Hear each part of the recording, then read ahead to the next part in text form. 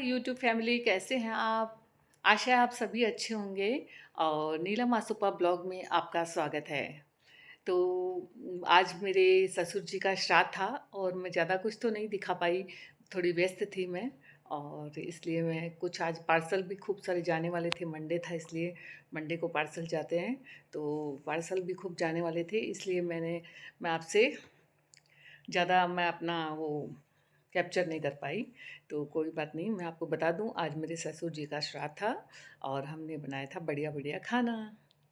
दिन से मैं बाहर घूमने का प्लान कर रही हूँ, मैं बाहर नहीं जा पा रही हूँ, तो मैंने ये मन ही मन सोचा है कि मैं क्यों ना घर पे ही इतने कदम घूम लेती हूँ, ताकि मेरे को कहते हैं ना 1000 कदम या 10,000 कदम कितना चलना चाहिए आदमी को।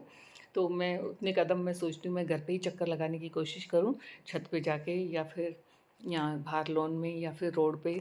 तो ऐसा मैं शुरू करने की सोच रही हूँ।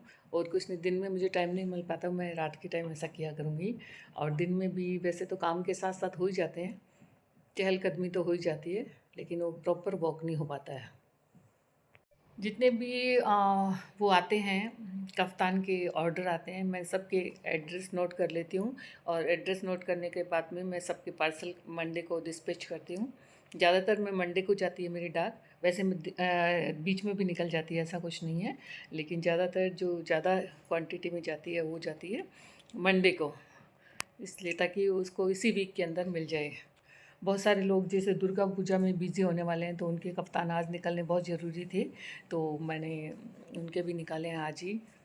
और बस आगे से आगे इस तरह से त्यौहार हैं और त्योहारों में व्यस्त हो आप लोग, मैं अच्छी तरह जानती हूँ, और इसी तरह से व्यस्त रहो, उत्साहित रहो। मैं यूट्यूब फैमिली, अभी मैं सुबह के ज़्यादा टाइम नहीं हुआ है, 11 के करीब ही बजे होंगे, लेकिन बहुत ज़्यादा धूप हो गई है और गुरदीप बहुत लेट है। मैं बाहर खड़ी वेट कर रही हूँ और मुझे कह रहा गली में ही हूँ, और गली में होता तो उसको आने में 5 मिनट भी नहीं लगती, लेकिन उसके बाद तो कम से कम आधा घंटा हो गया, वो आया नहीं है और अब फ़ोन उठाना बंद कर दिया है। और ऐसे गुरदीप कर रहा है आजकल। गुरदीप को समझाते हैं, समझ में नहीं आता उसको। हाय गाइस, कैसे हैं आप? आज सुबह से मेरा बहुत ज़्यादा सर दर्द हो रहा था, तो मैं ब्लॉग बिल्कुल नहीं बना पाई, क्योंकि पता नहीं, जब मैं सुबह 6 बजे के करीब उठी थी तब मेरा सर दर्द नहीं कर रहा था, लेकिन मैंने थोड़ी देर आलस करके मैंने सोचा थोड़ी देर मैं और सो जाती हूँ, और शायद मैं घंटे भर और सो गई उसकी वजह से, या पता नहीं मेरा इतना ज़बरदस्त माइग्रेन अटैक आया था मुझे, इतना। और पूरे दिन आज मेरा वैसे रहा कि कुछ नहीं कर पाई हूँ मैं पूरे दिन। बहुत सर दर्द कर रहा है, यहाँ से हाथ, मेरा सर ज़्यादा दर्द करता है, माइग्रेन आता है, माइग्रेन का दर्द होता है तब। चलो कोई नहीं, मैंने सोचा अब मैं अपना ब्लॉग तो कंप्लीट कर ही लेती हूँ। अभी थोड़ा-सा हल्का हुआ है, लेकिन एकदम रिलैक्स तो मुझे शायद कल ही होगा नींद आने के बाद में। तो बस यही है, आज मेरा सर दर्द किया सुबह से, मैं ज़्यादा कुछ नहीं कर पाई हूँ, लेकिन बस जितना मैं कर सकती थी थोड़ा बहुत मैंने किया है। और आसूपा जी आज बुक पढ़ रहे हैं, मुझे बहुत अच्छा लग रहा है, क्योंकि हर टाइम बाहर चले जाते हैं तो मैं सोचती हूँ खाली-खाली से लगते हैं, आसूपा जी कहाँ चले गए, आसूपा जी कहाँ चले गए? फिर मैं इनको आते ही शिकायत भी करती हूँ, आप बिना बताए चले गए, कहाँ चले गए थे?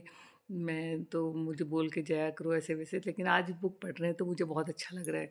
बुक पढ़ना बहुत अच्छी आदत है, आप लोगों को भी मैं यही कहूँगी, खाली समय में चाहे समय निकालो, खाली समय ना भी मिले तो समय निकालो बुक पढ़ने के लिए। पढ़ना बहुत ही ज़रूरी है, पढ़ना और साथ में रिटर्न में कुछ लिखना, डायरी लिखना, ये आदत दो डाल दोगे आप तो बहुत अच्छा रहेगा। एक तो आप लिखते रहने से आपकी राइटिंग है वो मतलब अच्छी होती जाएगी, एक तो लिखने से, और एक आपकी स्पीड बढ़ती रहेगी, हैबिट में रहेगी आपके।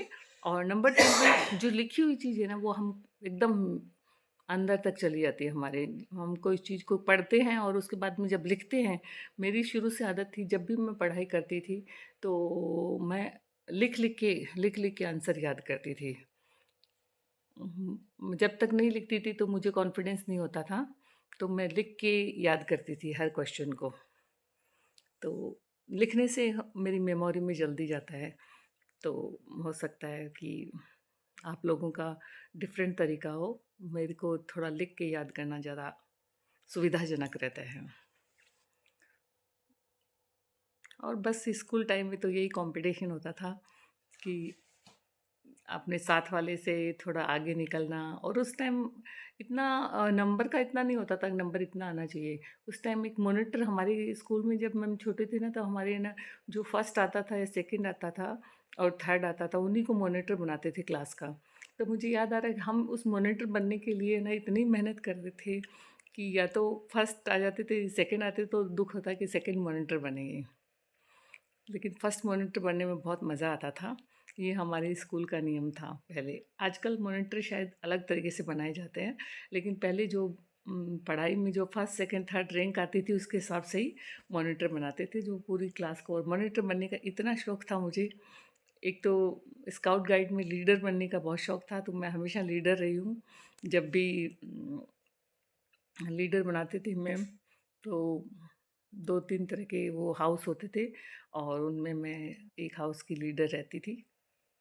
तो मुझे याद है, लीडर मुझे बनना बहुत पसंद था, मुझे मॉनिटर बनना बहुत पसंद था क्लास में। और इस चीज़ के लिए मैं बहुत मेहनत करती थी। और जो जीके के जो अ, होते थे, कॉम्पिटिशन होते थे, छोटे-मोटे स्कूल टाइम में चलते रहते थे सब जगह, अखिल भारतीय कुछ ऐसा चलता रहता था। तो उसमें भी मैं मतलब पार्टिसिपेट करने के लिए बहुत आतुर रहती थी। और खाली टाइम में लाइब्रेरी में जाके कुछ इकट्ठा करना, और ये सब मेरी आदत में शुमार था। और राष्ट्रपति जब अवार्ड मुझे मिला था, तो मुझे याद है कोई स्टेट की लास्ट जो फाइनल प्रोजेक्ट हमारे पास था, ये था कि आपको कोई 3 स्टेट को चुनना है और उन 3 स्टेट की फ़ाइल बनानी है पूरी। जैसे वहाँ का वेशभूषा क्या है, वहाँ का खान-पान क्या है, वहाँ के फेस्टिवल्स क्या हैं, और वहाँ की भौगोलिक स्थिति क्या है, आर्थिक स्थिति क्या है, वहाँ की जनसंख्या क्या है, पूरा मतलब टोटल 3 स्टेट की हमें बनानी थी। तो मैं इसके लिए, जो मैंने 3 स्टेट चुने थी, उसके लिए मैं पूरे दिन है ना, हम क्या करते थे, एक तरफ तो डिटेल लिखते थे फाइल में, एक तरफ तो सबका डिटेल लिखते थे कि जैसे खान-पान, तो खान-पान के बारे में लिख दिया कि इस स्टेट में ये खान-पान या मुख्य खान-पान ये है, पहनावा ये है।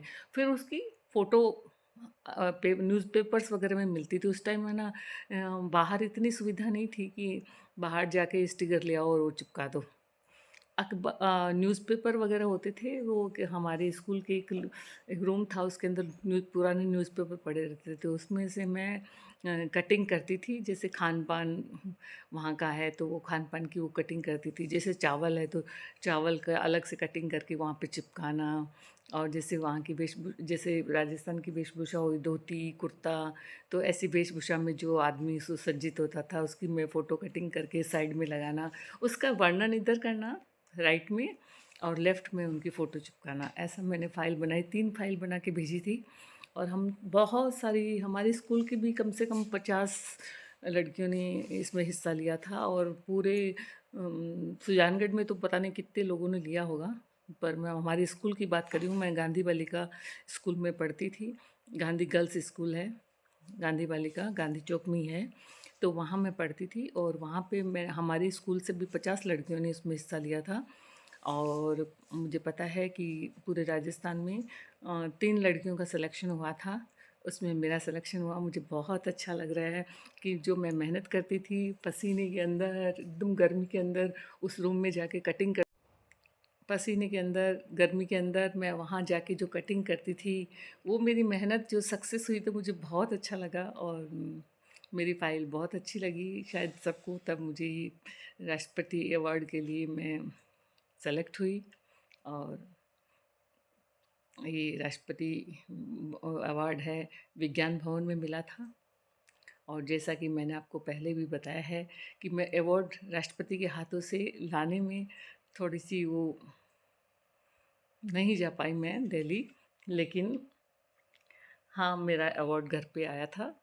और कोई दूसरा जिसको मिलने वाला था, वो लेके मेरा अवार्ड आए थे, तो स्कूल से मैंने उसको प्राप्त किया। फिर सुजानगढ़ में जितना भी स्वागत हुआ था, वहाँ पे जगह-जगह जब स्वागत किया गया था, तो मुझे वो अवार्ड मिला था दोबारा। तो मुझे बहुत अच्छा लगा। बस आप लोगों से बैठे-बैठे यूँ ही बात करने लग गई, समझ में नहीं आ रहा था कि मैं क्या बात करूँ, और अपने बारे में कुछ बताने लग गई। वैसे मेरी तबीयत ठीक नहीं है तो आप मेरे बालों पे मत जाना कि आप आंटी के बाल कैसे हैं, आंटी के तो बाल ऐसे ही हैं। और बस मैं अपने बालों पे ज़्यादा ध्यान नहीं देती। उम, मैं बस जो बोल रही हूँ, मैं उसी पे मेरा है कि मैं अपने बारे में आपको बता रही हूँ। बहुत सिंपल सी लड़की हूँ और बस अब अब उम्र के इस पड़ाव पे हूँ और अभी कोई बहुत ज़्यादा वो उस पड़ाव पे नहीं हूँ। तो मैं अपने आप को नहीं मानती हूँ, इसलिए मुझे उसकी चिंता नहीं है। ज़िंदगी को जीना चाहिए उत्साह के साथ और आप भी ऐसा करें।